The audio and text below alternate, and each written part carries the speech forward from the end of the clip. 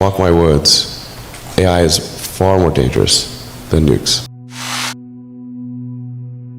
Well, I mean, Tesla really faced a severe threat of death due to the Model 3 production ramp. Essentially, the company was bleeding money like crazy, and just if we didn't solve these problems in a very short period of time, we would die. And it was extremely difficult to solve them. How close to death did you come? Within single-digit weeks. 22 hours a day? Or like how many I hours? was working, so 7 days a week, sleeping at the factory. I worked in the paint shop, general assembly, body shop. No one should put this many hours into work. This is not good. People should not work this hard. They should not do this. It's very painful. When I was young, I didn't really know what I was going to do when I got older. People kept asking me, but then eventually I thought that the idea of inventing things would be really cool. And the reason I thought that was because I read a quote from Arthur C. Clarke, which said that a sufficiently advanced technology is indistinguishable from magic, and that's really true.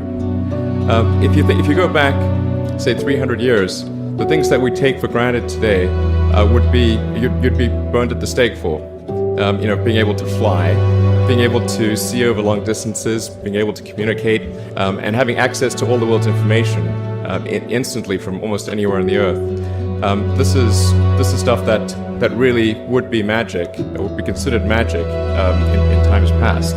In fact, I think it actually goes beyond that, because there are many things that we take for granted today that weren't even imagined in times past. They weren't even in the realm of magic. So it actually goes beyond that. So I thought, well, if I can do some of those things, basically if I can advance technology, then that's like magic, and that would be really cool. I also had sort of a slight existential crisis, because I was trying to figure out what does it all mean? Like, what's the purpose of things? And I came to the conclusion that if we can advance the knowledge of the world, if we can do things that expand the scope and scale of consciousness, then we're better able to ask the right questions and become more enlightened, and that's really the only way forward. I think about what technology solution is necessary in order to achieve the particular goal, and then try to make as much progress in that direction as possible. I think being a multi-planet species and being out there among the stars is important for the long-term survival of humanity. But then the part that I find personally most motivating is that it creates a sense of adventure, and it makes people excited about the future.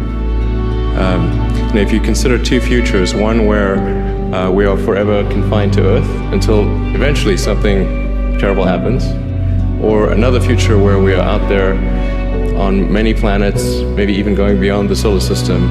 I think that second version is incredibly exciting and inspiring, and there need to be reasons to get up in the morning. Life can't just be about solving problems. Otherwise, what's the point? There's got to be things that people find inspiring and make life worth living. When my brother and I were starting our first company, instead of getting an apartment, we just rented a small office, and we slept on the couch. And we showered at the YMCA, and we're so hot up we had one computer, so the website was up during the day, and I was coding at night, 7 days a week, all the time. And I sort of briefly had a girlfriend in that period, and in order to be with me, she had to sleep in the office. So work hard, like every waking hour. That's the thing I would say, particularly if you're starting a company. A natural human tendency is wishful thinking. So a challenge for entrepreneurs is to say, well, what's the difference between really believing in your ideals and sticking to them versus pursuing some unrealistic dream that doesn't actually have merit? And that is a really difficult thing to tell. Can you tell the difference between those two things? Right. So you need to be sort of very rigorous in your self-analysis. I think certainly extremely tenacious, and then just work like hell. I mean, you just have to put in, 80 to 100 hour weeks every week. All those things improve the odds of success.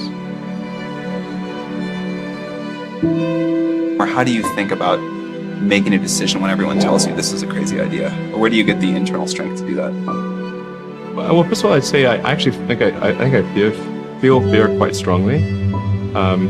So it's not as though I just have the absence of fear. I feel it quite strongly. But there are just times when something is important enough, you believe in it enough, that you do it in spite of fear.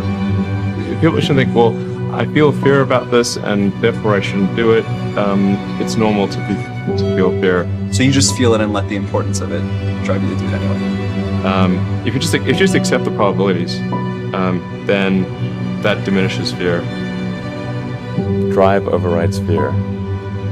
It's about believing in the future and thinking that the future will be better than the past. And I can't think of anything more exciting than going out there and being among the stars.